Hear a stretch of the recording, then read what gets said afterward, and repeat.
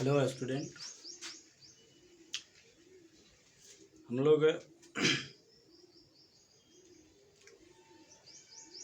इसके पहले कि हम इस चैनल्स पर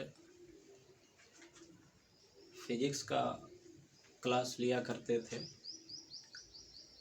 लेकिन कुछ विद्यार्थियों ने रिक्वेस्ट किया कि सर हम लोगों को मैथ का भी सिलेबस क्लास 10th का पूरा करवाइए। तो हमने सोचा कि क्यों न बैठे बैठे मैथ की भी जो जानकारियां हैं, जो मेरे पास जानकारी है गणित की, उसको हम अपने बच्चों तक पहुंचाएं। और इसी को ध्यान में रखते हुए आज से हम मैथ का क्लास शुरू करते हैं।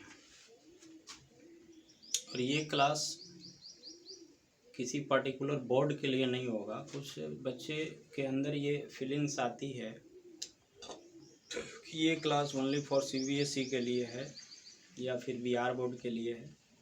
तो ऐसा नहीं है। अगर बिहार बोर्ड के बच्चे हैं तो इस डाउट को पूरी तरह इस डाउट से क्लियर हो जाएंगे कि सेम चीज़ दोनों ही बोर्ड्स में फॉलो करने हैं। अब बात रह गई इंग्लिश लैंग्वेज की, तो हम कोशिश करेंगे कि दोनों ही लैंग्वेज समझाने की कोशिश करेंगे और आपको समझ में आएगा, बहुत अच्छे तरीके से समझ में आएगा। केवल थोड़ा सा कंसंट्रेट होने की ज़रूरत है। इस दौर में हमने ये पाया है कि आज सबसे ज़्यादा मास लेवल पर कह सकते हैं कि एक जो ट्यूशन की प्रवृत्ति बनी है लोगों में, जो हालांकि नहीं होना चाहिए, सेल्फ स्टडी ज़्यादा होना चाहिए, लेकिन यहाँ ठीक विपरीत हो रहा है। लोग ट्यूशन के प्रति ज़्यादा जागरूक हैं। और ऐसे में यदि सबसे ज़्यादा जो एक प्रवृत्तियाँ ट्यूशन पढ़ने की है वो गणित को लेकर के है या किसी भी साइंस सब्जेक्ट को लेकर के है, जिसमें गणित सबसे ज़्यादा है। किसी बच्चे से पूछिए तो बोलता है कि गणित पढ़ने जा रहे हैं। भाई, मुझे एक चीज़ समझ नहीं आता है कि गणित में वो कौन सी चीज़ है जो आपको नहीं समझ आता है। बस उसमें थोड़ी सी कंसंट्रेशन की ज़रूरत है।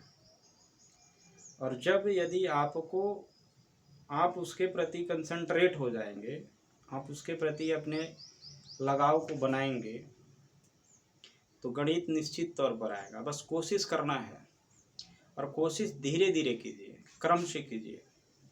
एक हम फार्मूला देंगे, उस फार्मूले को आप हमेशा अपने जीवन में उतार लीजिए और वो गणित आएगा, आपको बिल्कुल आएगा। आज तक हमें हालांकि फिजिक्स में बहुत इंटरेस्ट आता है मुझे, पढ़ने पढ़ाने में भी, लेकिन गणित से भी मुझे कम अभिरुचि नहीं रही है।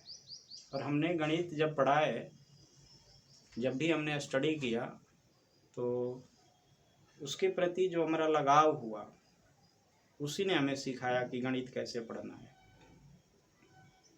इसलिए आप घबराएंगे नहीं, गणित आपको आएगा। बस आप कोशिश कीजिए, मेरे साथ लगिए, इस चैनल से जुड़िए, इसको लाइक कीजिए, सब्सक्राइब कीजिए और अपने फ्रेंड को शेयर कीजिए। गणित जरूर आपको आएगा। और अभी हम लोग आज से क्लास 10th का सीरीज स्टार्ट कर रहे हैं। फिर 1-2 दिन के अंदर हम क्लास 9th का भी एक सीरीज स्टार्ट करेंगे। और क्लास 10th का जो सीरीज हमने शुरू किया है क्लास 10th का, इसमें आपको फिजिक्स, केमिस्ट्री और मैथ, ये 3 क्लास प्रोवाइड किए जाएंगे। और जैसा होगा आगे चल करके आपको और भी सब्जेक्ट की जानकारियाँ दी जाएगी। जैसे जैसे मेरे पास टीचर्स अवेलेबल होते जाएंगे, आपको क्लास हम अवेलेबल कराते जाएंगे। अभी लॉकडाउन की स्थिति बनी है, तो जो शिक्षक का प्रेजेंटेशन है वो नहीं बन पा रहा है, तो इसके वजह से थोड़ी सी परेशानी है, लेकिन उसकी भी वो भी समस्या दूर कर दिया जाएगा। सो हम लोग आज क्लास 10th का गणित पढ़ेंगे, यानी कि मैथमेटिक्स, क्लास 10th का मैथमेटिक्स। और क्लास 10th के मैथमेटिक्स का जो फर्स्ट चैप्टर्स है, ऐसे गणित क्या है, गणित किसे कहते हैं, जिससे आप लोग परिचित होंगे। अगर नहीं परिचित होंगे तो गणित का जो इंट्रोडक्शन क्लास है वो हम 9th के लिए स्टार्ट करेंगे, तो वहाँ आपको उस वीडियो का लिंक हम किसी दूसरे वीडियो में डाल देंगे और वहाँ से आप उस लेक्चर्स को फॉलो कर लेंगे। बहरहाल हम यहाँ पर फॉलो करेंगे क्लास 10th के जो फर्स्ट चैप्टर है गणित का, वो है हमारा रियल नंबर। वो है हमारा रियल नंबर। रियल नंबर का मतलब वास्तविक संख्या। रियल नंबर का मतलब हुआ वास्तविक संख्या। ठीक, वास्तविक संख्या क्या है? What is real number? तो वास्तविक संख्या वैसी संख्या है जिसका वर्ग कभी भी ऋणात्मक नहीं होता। यानी कि जब हम किसी संख्या का स्क्वायर करेंगे और जो हमें न्यू नंबर्स मिलेंगे वो कभी भी नेगेटिव नहीं होगा। This is always positive. मतलब कि जैसे हमने 2 लिखा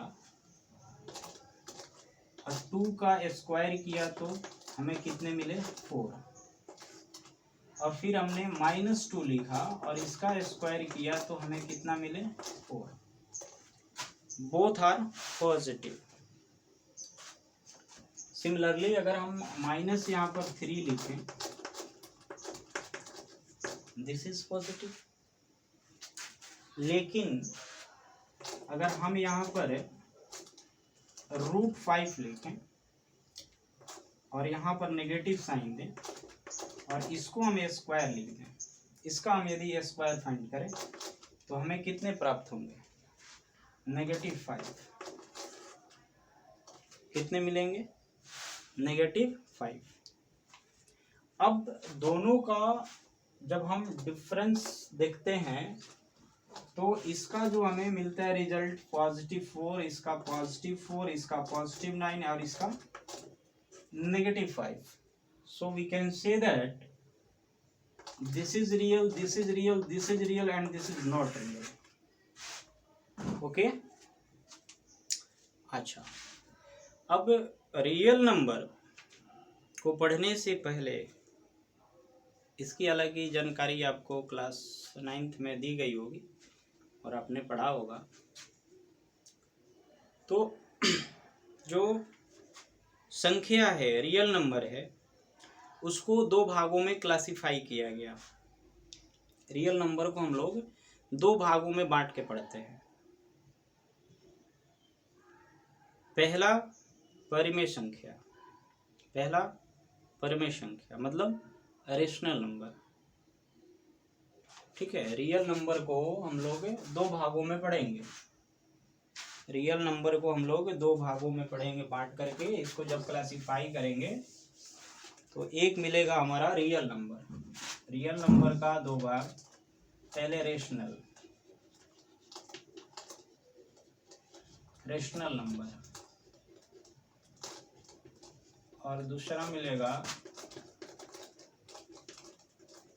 इरेशनल।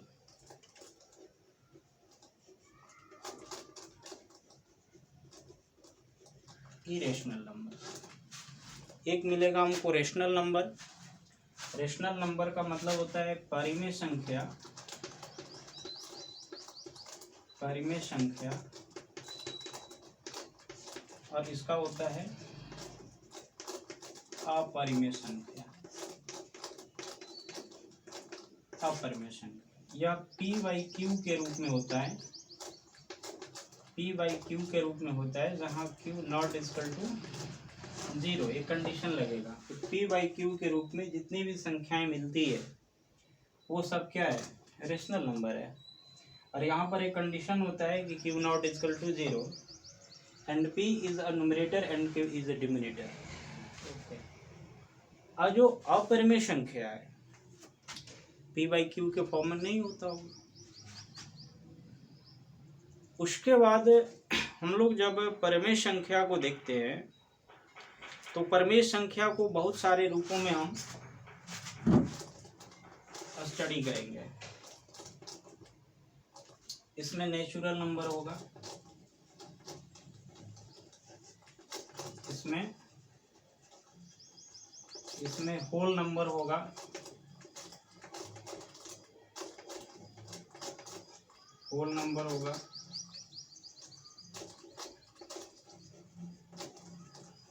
ठीक है। इसमें नेचुरल नंबर होगा, होल नंबर होगा, उसके बाद इंटीजर होता है, ठीक है। इसमें क्या होगा, इंटीजर होगा, इसमें इवन नंबर होगा, ऑड नंबर होगा, इसमें ऋण संख्या होगा, ठीक है। इसमें जो है इंटीजर्स के बाद हमने क्या बताया आपको, ऋण संख्या बताया, ठीक है। इसमें कंपोजिट नंबर यानी कि यौगिक संख्याएं होगी। तो ये सब इसका स्टडी है, किसका, परिमेय संख्या। तो इसको आप ध्यान में रखेंगे। एक बार हम आपको थोड़ा सा रिवीजन करा देते हैं, ठीक है ना। एक बार हम इसका रिवीजन करा देते हैं, थोड़ा सा 2 मिनट में आप इसका रिवीजन कर लेंगे। ओके, देखिए सबसे पहले नेचुरल नंबर, सबसे पहले NATURAL, नेचुरल नंबर मतलब प्रकृत संख्या,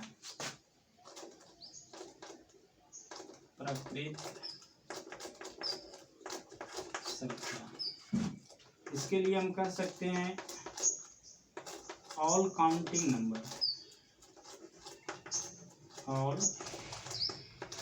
all counting number is called natural number, all counting number is called natural number। यदि हम नेचुरल नंबर को n से रिप्रेजेंट करेंगे, किससे, n से रिप्रेजेंट करते हैं किसको, नेचुरल नंबर। तो according to the definitions of natural number, the set of natural number are it will be 1 2 3 4 5 dash dash dash, लिख सकते हैं। ये वो हमारा नेचुरल नंबर यानी प्रकृत संख्या है। ये सब हमारा गिनती का नंबर है, काउंट करते हैं 1 2 3 4 5 6। तो इस प्रकार से जो हम सेट तैयार करेंगे अपना, तो ये जो सेट होगा किसका होगा, नेचुरल नंबर का सेट होगा। अब उसके बाद में हम होल नंबर को देखते हैं। Whole number,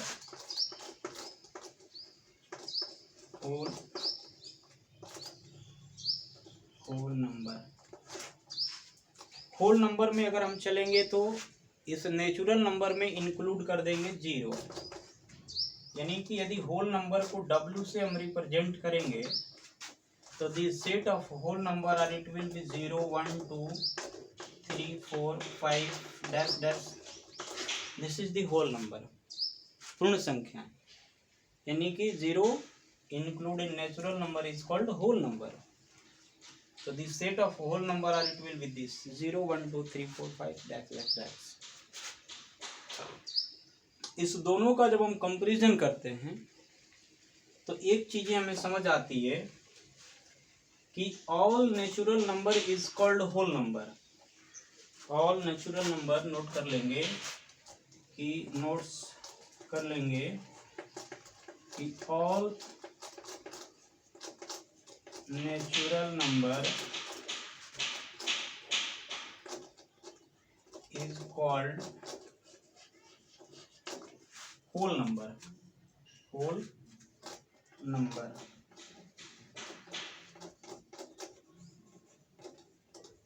whole number, but all whole number और whole number is not a natural number.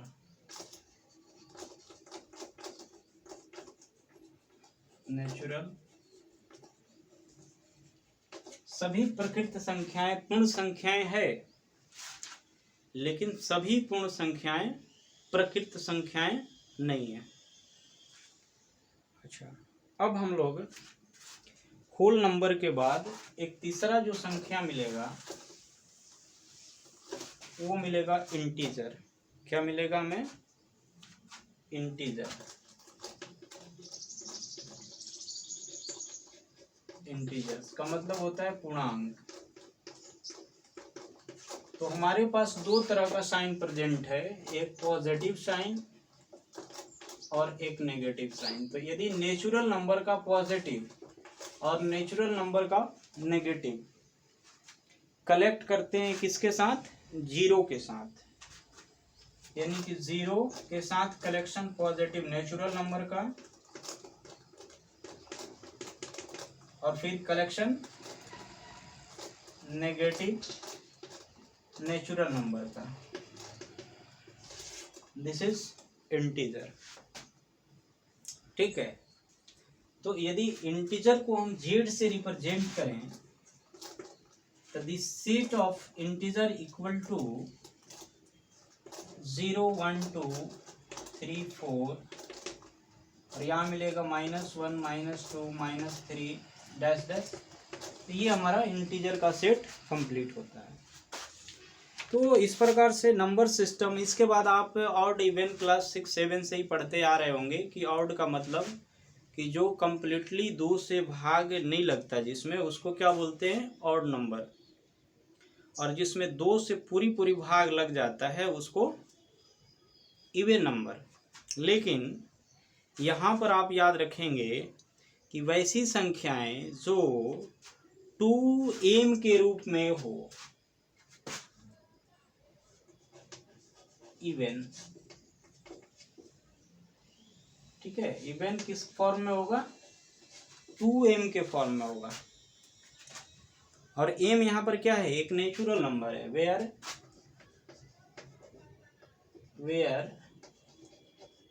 m is A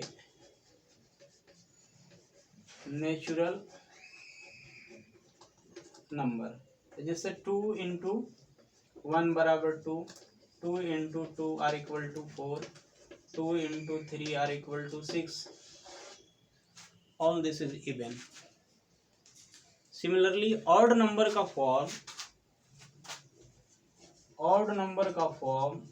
2m-1 होना चाहिए। कितना होना चाहिए? 2m-1, जहाँ m क्या होगा? एक नेचुरल नंबर होगा। कितना होगा? नेचुरल नंबर होगा। ओके। इसके बाद यौगिक संख्या में आप याद रखेंगे, उसके बाद प्राइम नंबर याद रखेंगे, रूढ़ संख्या। प्राइम जो नंबर होता है, प्राइम नंबर एक ऐसी संख्याएं हैं जो केवल एक से या पुनः अपने आप से क्या हो? विभाजित हो, उसको प्राइम नंबर बोलते हैं। और जब यदि कंपोजिट नंबर की बात करते हैं तो कंपोजिट नंबर एक ऐसी संख्याएं हैं जो एक या स्वयं के अलावे, यानी कि एक और अपने आप के बाद और भी किसी दूसरे नंबर से विभाजित हो, उसको हम क्या बोलते हैं? उसको हम बोलेंगे कंपोजिट नंबर। ठीक है, तो इन सब सारे संख्याओं का ज्ञान आपने क्लास 9th में किया होगा। और क्लास 9th में जो आपने रियल नंबर को पढ़ा उसमें मुख्य रूप से अपरिमेय संख्या को पढ़ा। किसको पढ़ा? अपरिमेय संख्या को पढ़ा। यहाँ भी हम लोग अपरिमेय संख्या को ही आगे बढ़ाएंगे।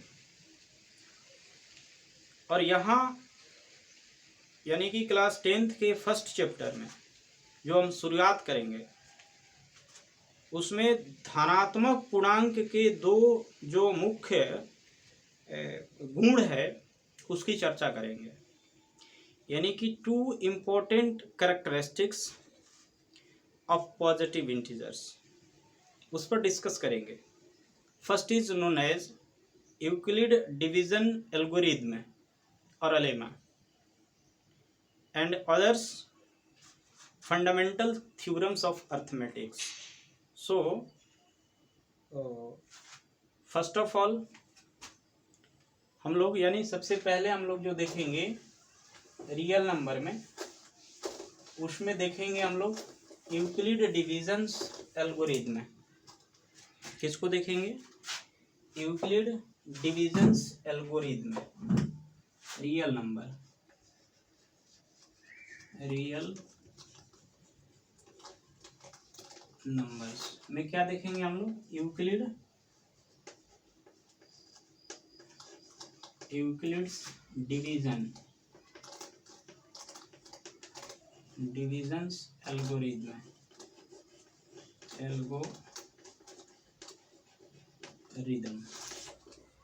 इसका हिंदी होता है यूक्लिड विभाजन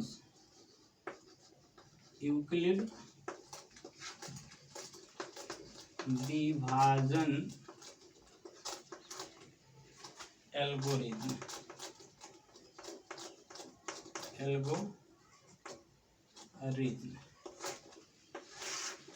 ओके, ठीक है। थोड़ा इसके बारे में समझने की कोशिश कीजिए कि what is this. So the first mathematician who brought a new outlook for the study of geometry is Euclid's. Euclid division's lemma is a proven statement which is used to prove other statement in the branch of mathematics. The basis of Euclid divisions, the basis of Euclid divisions algorithm is Euclid divisions lemma. To calculate the highest common factors of two positive integers x and y, two positive integers x and y, यानी कि मेरे पास दो positive integers है x और y, तो Euclid divisions lemma या Euclid divisions algorithm से हम क्या करते हैं? फाइंड करते हैं। किसको फाइंड करते हैं? HCF को, हाईएस्ट कॉमन फैक्टर्स को। Euclid divisions algorithm is used HCF, also called highest common factors, okay, is the largest number which exactly divides two or more positive integers. By dividing both the integers x and y, and the remainder is 0. So Euclid division lemma state that Euclid divisions lemma state that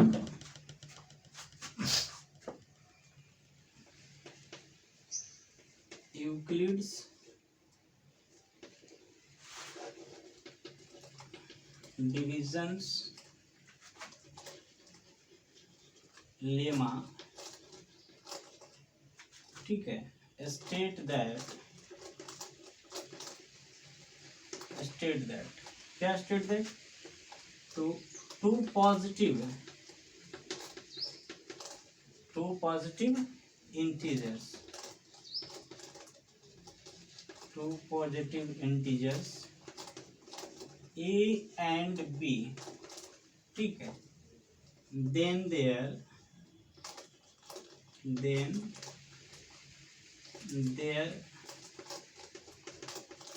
exist unique integers q and r such that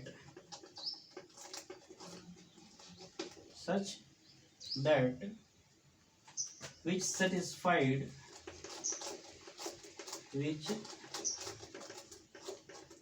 satisfied the condition, satisfied the condition, कौन सा condition?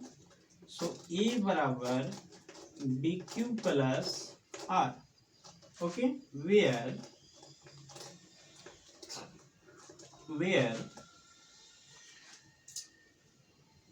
Are,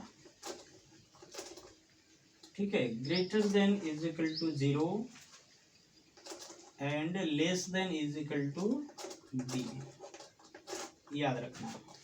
यानी are का मान 0 से बड़ा या 0 के बराबर होना चाहिए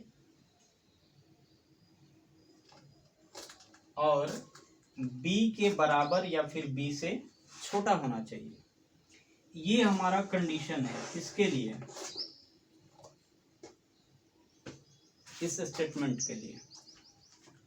और इस स्टेटमेंट से मतलब हुआ क्या? मतलब है कि दो धनात्मक पूर्णांक a और b, दो पॉजिटिव इंटीजर a और b, दो धनात्मक पूर्णांक a और b के लिए ऐसी अद्वितीय पूर्ण संख्याएं q एंड r विद्यमान है।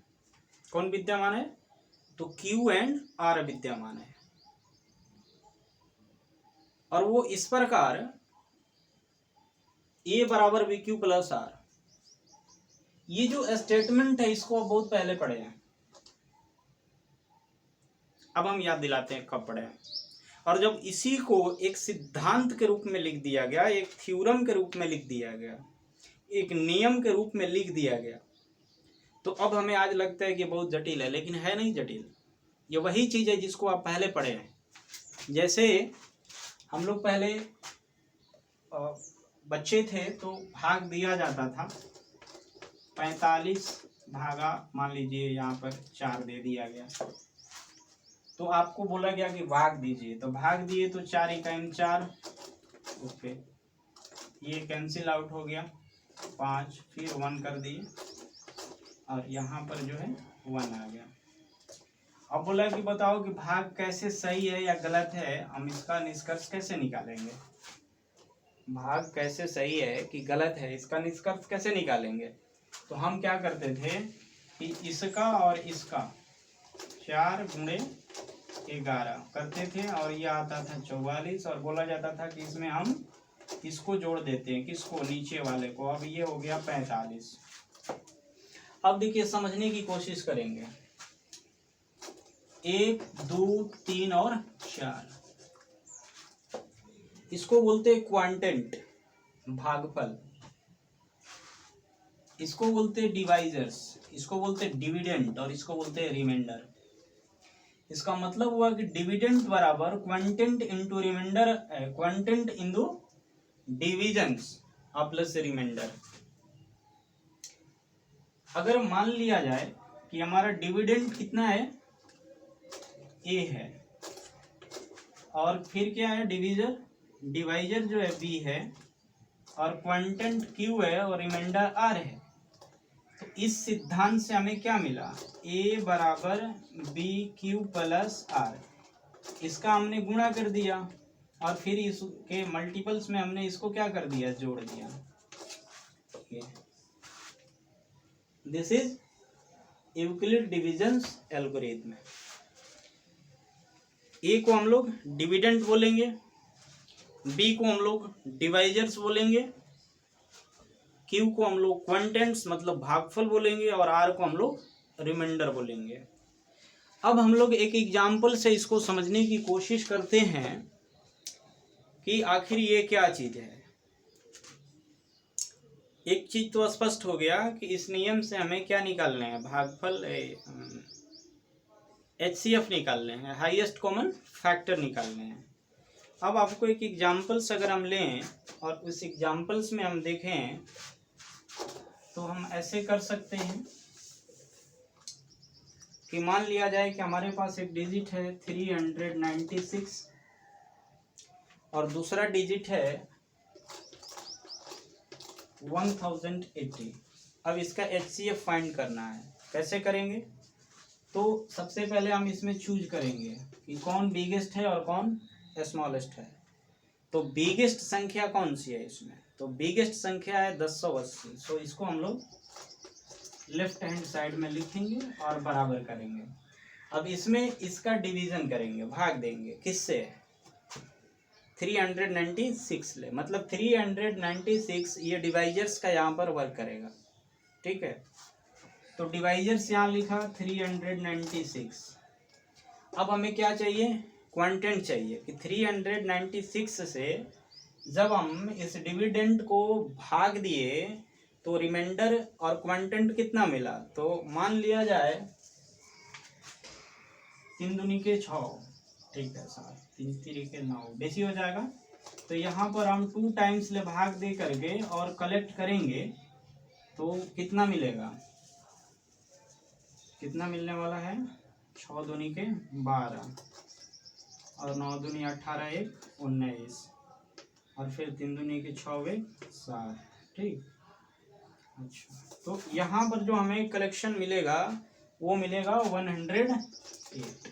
ओके, ये कंडीशन मिल गया। ये 108 क्या है, तो ये है हमारा रिमाइंडर। क्या है, रिमाइंडर। अब हम चलते हैं, तो अब जब हम यहाँ पर जो काम करेंगे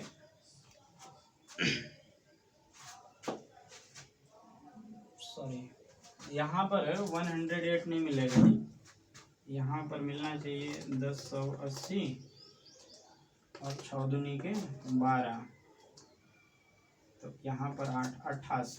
ओके, ठीक है, यहाँ पर कितना मिला, 280। कितना मिला हमें, 280। अब हम क्या करेंगे कि अब इसमें कंपेयर करेंगे, किसमें, इसका काम फिनिश हो गया।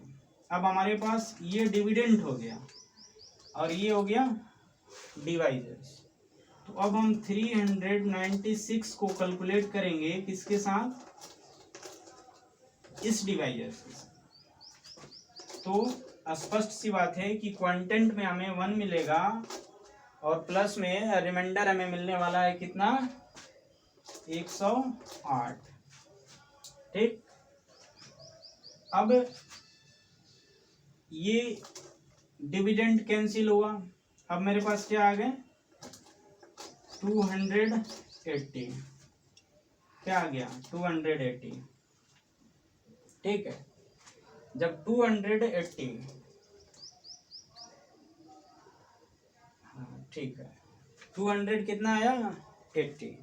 तो 280 के साथ डिवाइजर्स कौन होगा और कितने टाइम्स में ले जाएंगे हम लोग। तो क्वांटेंट हमें यहाँ कितना मिलने वाला है, तो यहाँ पर जो हमें क्वांटेंट मिलेगा वो कितना मिलेगा, बोलिए कितना क्वांटेंट मिलेगा। यहाँ पर जो है 288 में यहाँ पर करेंगे तो 108 में 2 टाइम्स ले भाग देंगे तो 8 दूनी 16 और फिर यहाँ कितना होगा, 1 और 2 216, तो बड़ी आराम से कैंसिल होगा। ठीक है, तो यहाँ पर कितना मिला हमें, 2 मिला। अब यहाँ पर देख लेंगे कि रिमाइंडर कितना बचेगा, तो घटा के देख लेंगे और घटा के देखेंगे तो यहाँ पर आएगा हमें 72। इसी प्रकार से जब हम करते चले जाएंगे तो यहाँ पर जो हमें मिलेगा, अब कौन सा हो गया, 108 हो गया, 108। ठीक है, और यहाँ पर 72 मल्टीपल्स, यहाँ पर कितना हमें करना होगा, 1/, और फिर रिमाइंडर मिलेगा 36। जब इन लास्ट में हम चलेंगे, जब लास्ट में हम चलेंगे तो यहाँ पर क्या मिल गया हमको, यहाँ पर मिल गया 72 डिवाइजर्स, ये हो गया 36 और मल्टीपल 2 और रिमाइंडर और इट विल बी 0। हमारा कंडीशन फिल हो गया। ओके, तो अब हमें कितना मिला, जो डिवाइजर्स होगा वही हमारा HCF होगा। ध्यान में यही रखना है कि जो हमारा लास्ट डिवाइजर्स होगा वही हमारा HCF होगा। So we can say that कि जो लास्ट डिविजन्स है किसका, 36, किसका 36, जो लास्ट डिवीजन है वो 1080 एंड 396 का है, then we can say that the HCF यानी highest common factor is 1080 and 396, it will be 36। Okay, तो ये हुआ, ये जो हमने पढ़ा ये पहला प्रॉपर्टी पढ़ा पॉजिटिव इंटीजर्स का। इसमें हमने यूक्लिड डिविजन्स एल्गोरिथम को देखा, ठीक है। नेक्स्ट में जब हम चलेंगे तो नेक्स्ट वाला जो प्रॉपर्टी है वो फंडामेंटल थ्योरम्स ऑफ अर्थमेटिक्स है, उसको नेक्स्ट क्लास में हम आपको बताएंगे। और इसमें आप आपके पास जो बुक्स होगा इसमें आप क्वेश्चंस लिखेंगे और उसको सॉल्व करेंगे। 5T की बात बताया, याद रखिए 5T का मतलब 5 टाइम्स, ये हमारा फॉर्मूला, ये हमारा अपना अनुभव है। 5 टाइम्स किसी भी क्वेश्चंस को, किसी भी थ्योरी को 5 बार पढ़िए, लगन से 5 बार पढ़िए, किसी तरह टाइम निकाल करके 5 बार पढ़ जाइए, वो जिंदगी में कभी आपसे भूलेगा नहीं। तो ये हमारा फार्मूला, मैथ पढ़ने का तो necessary formula 5T, this means that 5 times. Okay, बहुत बहुत धन्यवाद।